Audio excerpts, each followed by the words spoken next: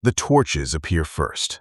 No sound, no warning, just flickering orange light moving in a line through the darkness, somewhere between the jungle and the sea. And then you hear it, a deep, rhythmic drumbeat that seems to come from inside the earth itself. Every instinct you have tells you to run, but your legs won't move. And then the chanting starts. This is what dozens of witnesses across Hawaii have described for centuries. Not vague impressions in the dark, not fever dreams, specific, detailed encounters with something that has no rational explanation and leaves survivors shaking for days.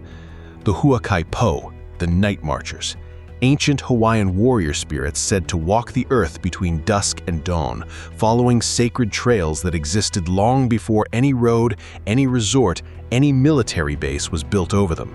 And if you look directly into their eyes, the old accounts are unanimous: you die. But here's what makes this more than folklore. These aren't campfire stories invented to scare tourists. They're woven into the oldest oral traditions of a culture that survived thousands of years of ocean navigation, volcanic eruption, and warfare. The Night Marchers represent something specific: the unquiet dead of Hawaiian alii, the royal warrior class, continuing their sacred processions into eternity. Witnesses describe them carrying torches, wearing feathered cloaks and helmets, armed with spears and war clubs, moving in formation with a terrifying, purposeful silence beneath the drumming. They follow ancient paths called alanui, routes connecting heiau, sacred temple sites that crisscross the islands like spiritual highways invisible to modern maps. The protocol, passed down through generations of native Hawaiian families, is precise.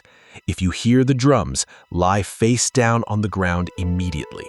Do not look up, do not move, cover your face.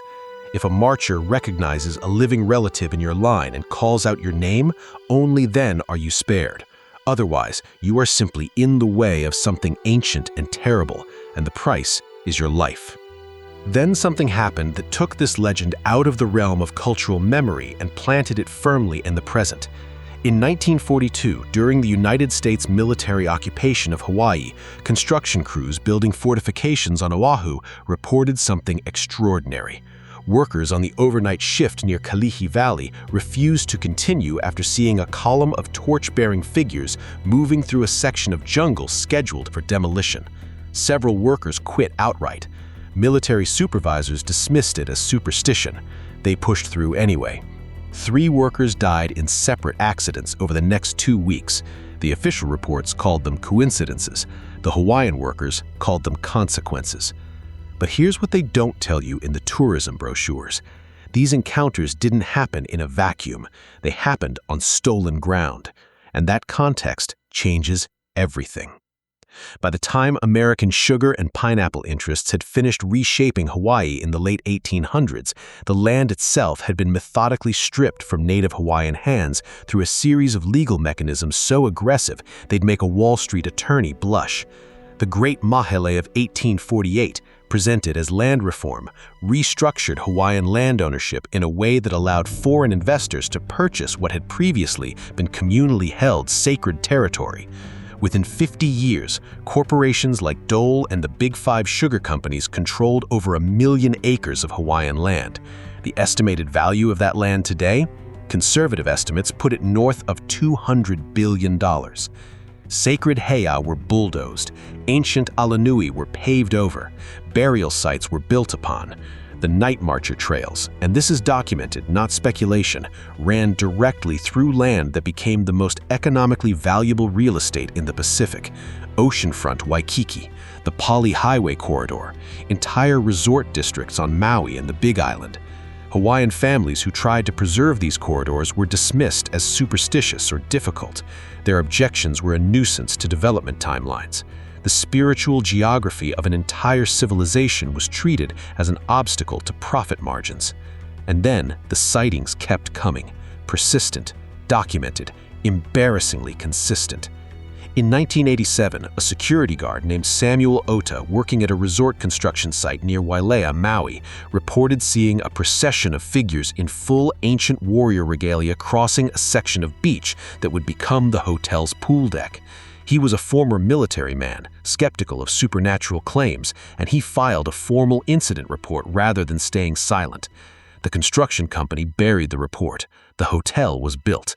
Within 2 years, it had faced 3 separate structural failures requiring expensive remediation, unusual for modern construction. The project engineer who consulted on the repairs later said, off the record, that the foundation in that particular section had been, and he used this word deliberately, resistant. Hawaiian cultural practitioners have a name for what happens when these sacred corridors are violated. They call it uhane, a confrontation between the living world and the spirit world. And here's the thing that makes the skeptic in you uncomfortable. The encounters don't stop when the buildings go up. They intensify. Residents of homes built on known night marcher paths report the same specific phenomena across decades and across generations. Drums with no source, the smell of burning torches inside rooms with no fire, the sensation of a procession moving through a space regardless of what structure stands there. This isn't just history. The same pattern is playing out right now. In 2019, a luxury residential development on the Big Island was halted after construction workers uncovered what archaeologists confirmed were pre-contact Hawaiian burials directly beneath the foundation. The developer, a mainland investment group with no Hawaiian ties, had conducted the legally required archaeological survey, which somehow missed an entire burial complex. Activists and cultural practitioners who had been warning about the site for 2 years before ground was broken asked a simple question: how do you miss a sacred site that Hawaiian oral tradition has been accurately describing for 3 centuries? The real demon in the Night Marches story was never the spirits themselves. They were, if the tradition is taken seriously, simply continuing what they had always done, walking paths of devotion and duty that predated every foreign claim on that land by 1,000 years. The real horror was what was done to silence the people who remembered. Native Hawaiian land rights were systematically dismantled through legal machinery that transformed spiritual custodyship into commercial opportunity. The legends that warned people away from sacred ground weren't superstition. They were a land management system encoded in story, protecting sites that a colonized legal framework had no mechanism to protect.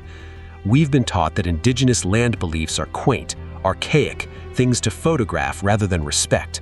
But the truth is that those beliefs encoded real knowledge about burial sites, water sources, geological instability, and the precise geography of a civilization's most sacred spaces. Dismissing them wasn't just culturally arrogant, it was expensive, and sometimes, apparently, it was fatal. So here's the question I want you to sit with. What other ancient warning systems, encoded in folklore, in legend, in stories we've filed under superstition, are we bulldozing right now to build the next luxury development? And who profits when we stop listening? If this history unsettles you the way it should, stay with us. The stories that make you question everything are exactly the ones they'd rather you never heard.